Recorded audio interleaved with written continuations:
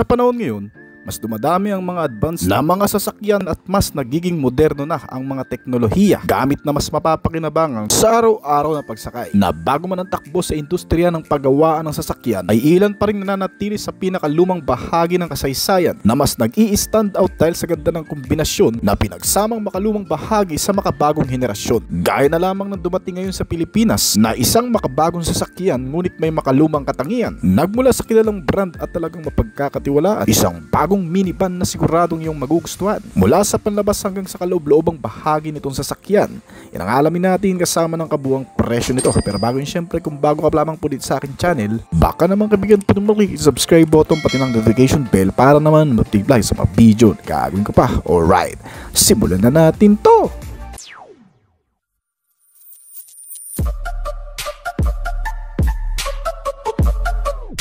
Siguro marami sa atin lalo na sa mga bagong generation ang hindi kilala ang modelong ito. Isang pamilyar na sasakyan na tumagal ng maraming panahon, isang matibay at matatag na may matibay na kalidad na ngayon ay muling binuhay. Ang bagong minivan na ito ay tinatawag na Volkswagen ID. Buzz. Kilala noon ang minivan na ito bilang simbolo ng peace, travel at community, na ngayon ay binalik bilang makabagong sasakyan na ngayon ay eco-friendly at mas gumanda ang mga teknolohiya.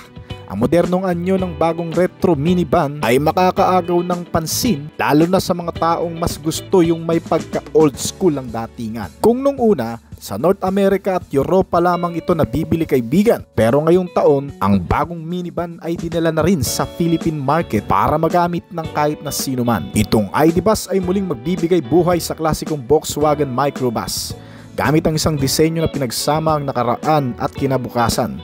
Sa harap na bahagi nito, makikita ang malaking VW logo na may ilaw at ang mga two-tone na kulay na nagbibigay ng retro vibes dito.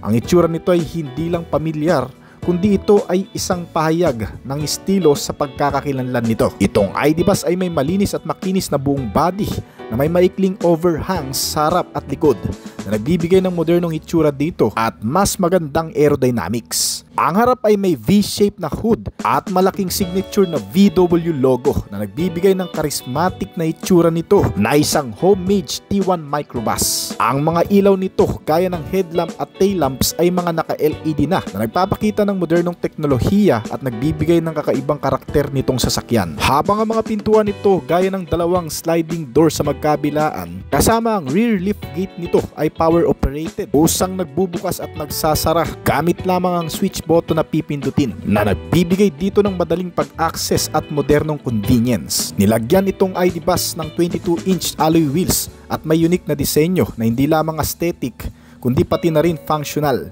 para sa mga aerodynamic at efficiency nito, kasama ng drag coefficient nito na 0.285. Para sa mga hindi nakakaalam, ang drag coefficient na disenyo nito ay tumutukoy sa isang numerong ginagamit upang sukatin kung gaano kadaling umandar nitong sasakyan kung makakasalubong ang makakapal na hangin. Dahil sa mas mababa ang bilang ng coefficient nito at mas mahusay ang aerodynamics nitong bagong ID. Buzz, ay mas mataas ang tsansa na magbigay ito ng mas mabilis na arangkada lalo na sa highway at mas matipid na consumption. Bukod pa dyan, ang headlamp nga pala nito ay naka-LED matrix na disenyo at may isang slim lateral bar na naka-integrated na rin sa VW logo nito. Ang disenyo ng likurang bahagi ay ginawang full compact din dahil sa pagkakaroon ng full LED taillights at isang napakalaking tailgate na halos nasa baba na ng bumper na nagbibigay ng mas madaling pagkarga o pagbaba ng mga gamit. Hindi lamang sa panlabas kundi pati na rin sa loob ay may mga bagay ka rin na siguradong magugustuhan pa dahil itong minivan ay nilagyan ng mas malawak na cabin para sa 6 hanggang sa 7 pasahero nito. Ang driver at passenger front seats ay may 12-way power adjustable na nilagyan pa ng heating,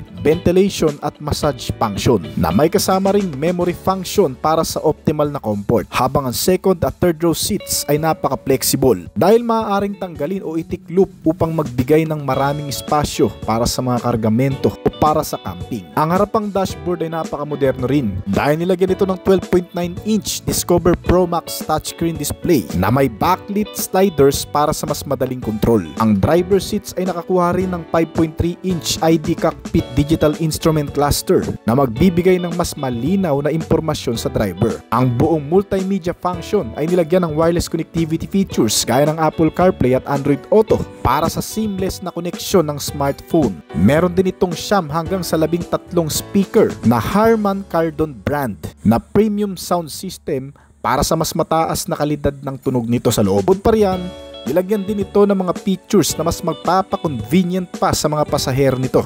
Gaya na lamang ng 15 watts QI wireless inductive charger para sa wireless na pagcha-charge ng mga mobile device. Meron din itong 8 USB Type-C charging ports para sa maraming device na koneksyon ng mga pasahero na nakalagay sa bawat upuan. Ilagyan din ito ng 115-volt power outlet na matatagpuan sa ilalim ng front passenger seats na pwede kang magsaksak dito ng mga appliances gaya ng rice cooker, electric pan para sa camping. Sinamahan din ng 12-volt power outlet na matatagpuan naman sa trunk para sa karagdagang power needs kung sakaling tayo ay nag-out of town gamit itong sasakyan. Pagdating sa klima sa loob, nilagyan ito ng magandang aircon system. May touch 3-zone automatic climate control pa.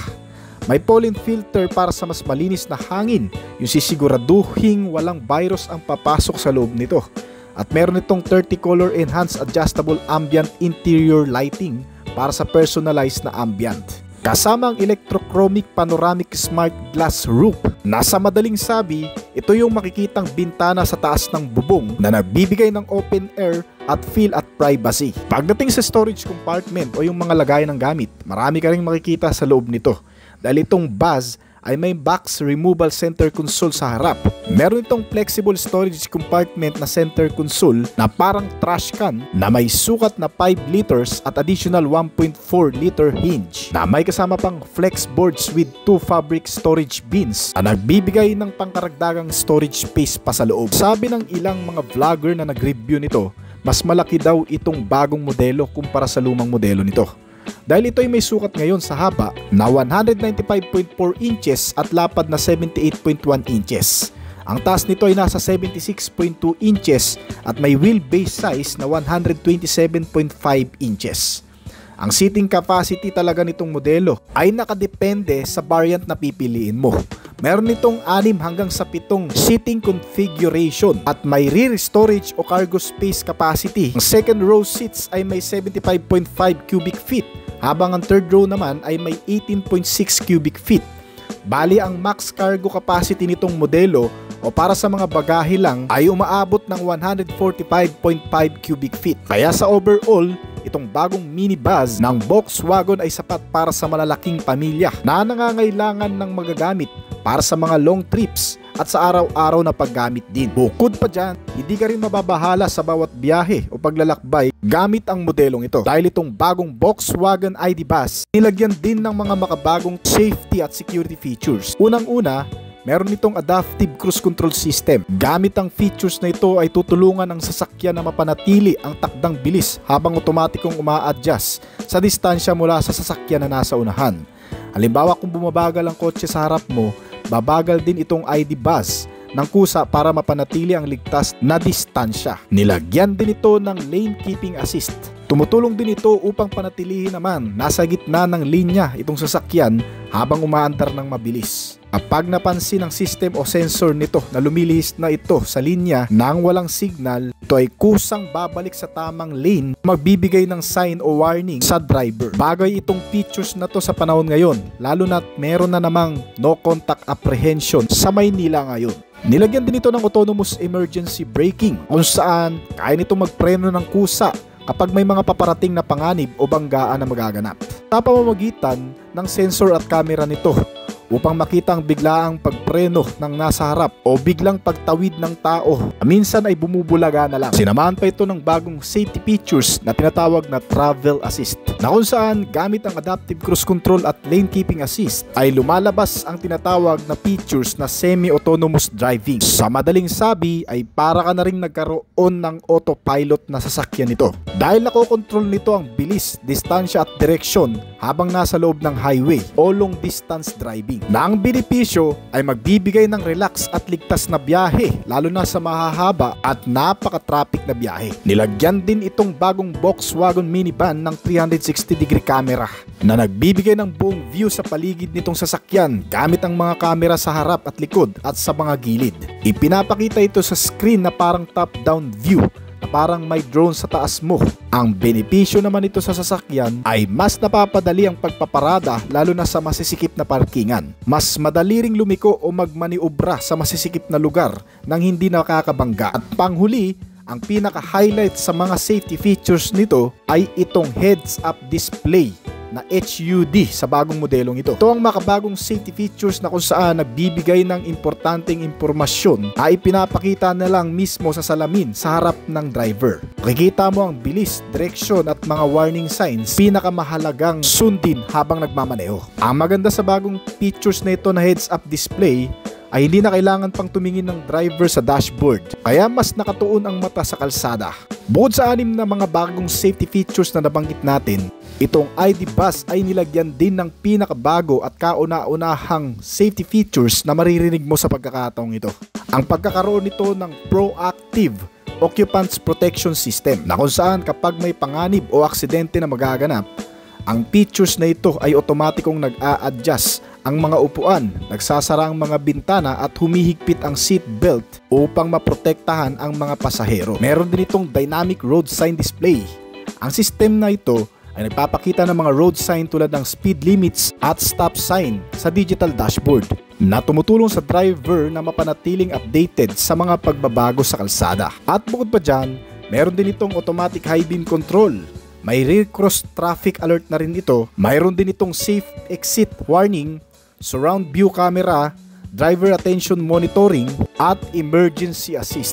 Ang mga safety features na yan ay ilan lamang na maaaring magligtas sa iyo habang sakay ka ng modelong ito. Wala pa dyan ang mga basic at particular na safety features na meron ito. Pero kung susumamuin ay parang halos kumpleto na kung tutusin. Well, pagdating naman sa kabuuang detalye ng makina o yung nagpapagana sa modelong ito, gumagamit itong bagong minivan ng Volkswagen ng Permanent Magnet Synchronous Motor o AC motor. Ang lakas nito ay umaabot sa 282 horsepower hanggang sa 335 horsepower at maximum torque na 450 Nm na gumagamit ng lithium-ion battery, liquid cooled at may 86 kWh. Fully electric vehicle itong modelo pero mabilis lang makapag-charge. Sa loob ng kalahating oras, kaya nang makapag-ipon ng lakas ng baterya ng hanggang sa 90%. Sa isang full charge, kaya nitong umikot ng 8 beses sa loob ng Maynila o umabot sa 370 km bago malobat ang baterya. Ganyan katipid itong bagong modelo kaya talagang magugustuhan mo. Well, speaking sa magugustuhan mo rin kaya ang kabuuang presyo nito? Kakalabas lamang nitong 2025 Volkswagen ID Buzz sa Philippine market na nagre-range sa estimated price mula 3.5 million hanggang sa 3.9 million pesos. Ang mga presyo nito ay hindi pa sigurado pero maaari pa itong mag-iba depende sa importasyon. Kakalabas lang ngayong taon ng pinakabagong Nissan Patrol, ang pinakabagong update na full-size SUV mula sa Japanese brand automaker na may dalang makabagong katangian, modernong pormahan at mas advanced na teknolohiya na kung saan ay hindi pa man masyadong napagsasawaan ng karamihan ay naglabas na naman ng pinakabagong sasakyan na pagpipilian na may gaya nito ang katangian. Ang Haval H9 ay hindi lamang basta SUV, isa itong dambuhalang sasakyan na ginawa bilang tugon sa iba't ibang pangangailangan gaya ng mas malawak na kapasidad ay natatanging kakayahan sa kahit saan mang lugar o kondisyon ng kalsada na dadaanan. Ang bagong full-size SUV na ito ay kayang pagsamahin ng off-road performance, premium comfort at advanced safety features. Ngunit mas abot kayang presyo nito kumpara sa mga kilalang brand tulad ng Toyota Land Cruiser, Ford Everest, Mitsubishi Montero at Nissan Patrol. Ang bagong full-size SUV na ito ay kalalabas lamang ngayong Abril sa Pilipinas kung saan binibigyan ng tsansang marami na magkaroon ng isang mukhang mamahaling sasakyan kayang makipagsabayan sa ilang mga sikat na kakumpetensya. Hindi lang sa performance, maging sa ilan sa mga mahahalagang detalye mula sa exterior hanggang sa interior. Well, kung pag-uusapan natin ang mahalagang detalye na meron ito, unahin muna natin sa safety features. Itong bagong Haval H9 na nakakuha ng mga advanced safety and security features gaya ng adaptive cruise control, forward collision warning, autonomous emergency braking, may lane departure warning, lane keeping assist, blind spot monitoring, rear cross traffic alert, tire pressure monitoring system, at meron itong mas advanced na camera system na 540-degree panoramic camera view. Kasama ang mga off-road na camera nito na nakalagay sa ilalim at gilid. Bukod pa dyan, ay nilagyan din ito ng ibang intelligent features na ngayon mo lamang din siguro makikilala sa modelong ito. Gaya na lamang ng tinatawag na over-the-air o OTA system updates ay isang modernong technology na nagbibigay daan para sa wireless updates sa software ng sasakyan. Katulad ng ginagawa ng mga smartphone o Android, ay na-update ang mga features sa oras na kinakailangan mas palawakin o mas pagandahin. Ang benepisyo naman nito sa sasakyan ay mas ginagawang responsive o mas active mga features nito sa loob. Bukod pa riyan, meron din itong voice command na multilingual. Maraming mga lingwahe ang kaya nitong basahin o intindihin, kaya hindi ka mahihirapan pakisamahan itong modelo. Nilagyan din ito ng mobile app support na kung saan maaari mong ma-check, ma-monitor ang maintenance nito sa pamamagitan ng gadget. Pwede mo ring ma-unlock o ma-lock ang pintuan nito gamit ang cellphone o mabuksan ang aircon system. Well, patikim pa lamang yan sa mga nilalaman pa nitong modelo dahil iisa-isahin pa natin ang iba't iba pang mga kakayahan nito. Pero bago yun, unahin muna natin ang panlabas na disenyo. External design, matikas, matatag at may pagka-premium ang datingan. Itong Haval H9 ay ginawa sa pamamagitan ng engineering precision at aesthetic mastery. Ginamitan ito ng high-strength steel sa main body frame.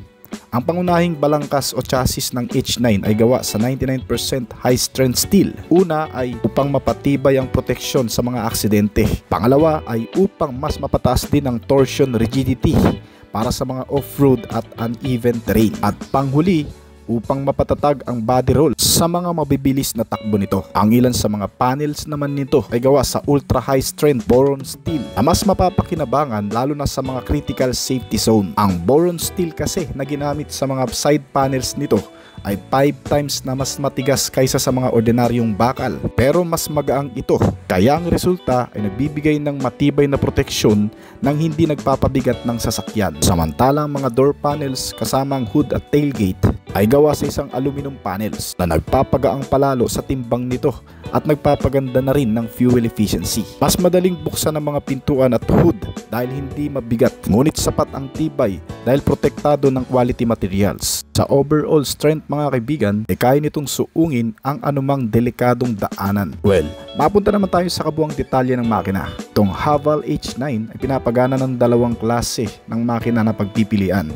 Isang 2.0 liter turbocharged gasoline engine na gumagawa ng 214 horsepower at 380 Nm ng torque. Ang isang klase nito ay gumagamit ng 2.4 liter turbo diesel engine na kaya namang mag-produce ng 186 horsepower at 480 Nm ng torque. Gumagamit din ito ng dalawang klase ng transmission na pagpipilian. Isang 8-speed na automatic transmission na para sa gasoline at 9-speed automatic naman na para sa diesel. Nilagyan din ito ng 4-wheel drive system na may high and low gear range at electronic locking front and rear differential. Meron itong torque on demand system. Magpapalakas palalo ang hatak nito lalo na sa matatarik na kondisyon. Chassis and suspensions na ikinabit din sa modelong ito ay sadyang napakatibay. Yan ay dinisenyo upang mas makapag-navigate sa anumang malulubak na kalsada o mapuputik na lugar. Nilagyan ito ng double wishbone sa harap, multi-link sa likuran na may kasamang shock absorber, coil spring at stabilizer. Ang taas ng ground clearance nito ay may sukat na 224 mm at may towing capacity, kakayahang humila ng humigit kumulang sa 2,500 kg na bigat. Gumagamit ito ng mga alloy wheels na may sukat na 18 hanggang sa 19 inch. Ang harap at likod na preno nito ay mga naka-ventilated disc type na klase na kung saan mas consistent ito gamitin sa mga heavy braking at long downhill drives. Lagyan din itong Haval H9 ng additional safety features sa braking system gaya ng anti-lock braking system na nagpiprevent ng pagkalak o pagkaskid ng gulong lalo na sa mga emergency braking. Sinamahan din ito ng electronic brake force distribution, brake assist, auto hold function, hill descent control, hill start assist at marami pang iba. Ang full-size SUV na ito ay nilagyan ng mas malapad na chrome grille na mayroong circular daytime running light kasama ang LED headlight nito na automatic na rin umiilaw kapag madilim. May kasamang adaptive function na sumusunod din sa direksyon ng manibela. Nilagyan din ito ng fog lamps sa ibaba na naka-integrated sa angular bumper trims na may black accent. Ang tagiliran ng H9 o panggilid na profile nito ay napaka-compact na rin ang dating na may kasamang mga wheel arch fender flare na nagbibigay pahiwatig sa kakayahan nitong dumaan sa mga off-road na daanan. Sa interior base, ang modelong ito ay nilagyan ng 7 hanggang sa 8 upuan na nakabalot ng leather. Naka-heated at ventilated na rin ito para sa komportableng biyahe sa anumang klima. Ang driver at front passenger seats ay may mga massage function na tumutulong sa pagre-relax sa mga mahahabang biyahe at upang hindi nakakangalay lalo na sa mga driver. The power adjustable na rin ang mga upuan nito na may mga lumbar support at memory function para sa driver seats. Habang ang second at third row seats ay may mga reclining features para sa dagdag na comfort. Pagdating sa harap, ang dashboard panel ay mas pinalumutian ng mga accessories, gamit at accessibility kaya kailangan natin upang mas maranasan ang komportableng pakiramdam sa loob nitong sasakyan. Nilagyan ng driver seat ng 10.25-inch digital instrument cluster na nagbibigay ng malinaw at madaling basahing impormasyon tungkol dito sa pagmamaneho nito. Kasama rin ang 14-inch central touchscreen na infotainment system nito na may malaking touchscreen display na may kasamang intuitive interface para sa infotainment system.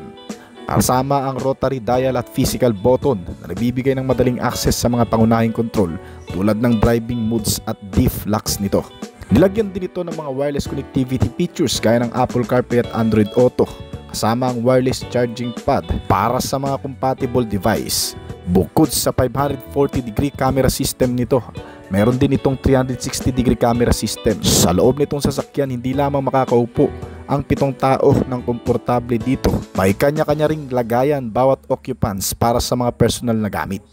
Nilagyan ito ng 6 o hanggang 10 speaker premium audio system para sa mas mataas na kalidad ng tunog. Habang ang magandang klima nito sa loob ay mas nagpapakomportable rin.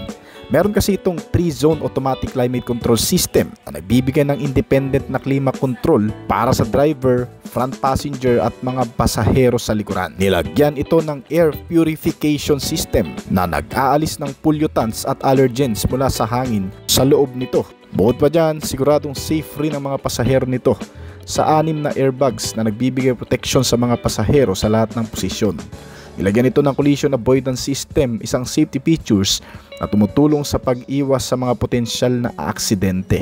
Sa likuran, meron pa itong malawak na storage space na may sukat na 791 liters ang capacity na maaaring palawaking hanggang sa 1,814 liters kapag naka-fold na ang mga rear seats. Power tailgate na rin ito na kung saan nagpapadali sa pagbukas at pagsasara ng likurang pinto nito.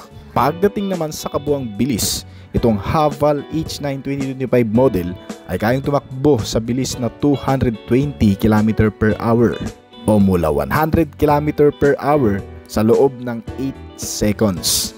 Ang fuel consumption rate naman nitong modelo ay umaabot mula sa 10.5 km per liter pag sa city hanggang sa 13 km per liter naman kapag sa highway. Ang lawak at laki ng sukat nitong modelo ay nagbibigay ng sulit at komportableng pagsakay ng 7 pasahero nito na sigurado mag-i-enjoy sa napakagandang ambience at kompletong gamit ng interior base nito. May haba ito na 5,070mm at lapad na 1,976mm na kabuuan. Ang taas nito ay nasa 1,930mm at wheelbase size na 2,850mm. Itong Haval H9 ay may 80 liter na fuel tank capacity at nagre-range ang presyo nito mula sa estimated price na 1.8 million pesos hanggang sa 2 million pesos lamang para sa pinaka-top variant nito. Available na ito sa Pilipinas, nakakarating lamang noong Abril, na pangkaragdagan na namang pagpipilian natin at isa sa pinakamagandang full-size SUV ngayon na inilabas sa bansa. Kung nagustuhan yung topic natin, baka pwedeng paklik ng like button at pa-comment na rin ang iyong opinion sa baba pagkatapos ng video na ito.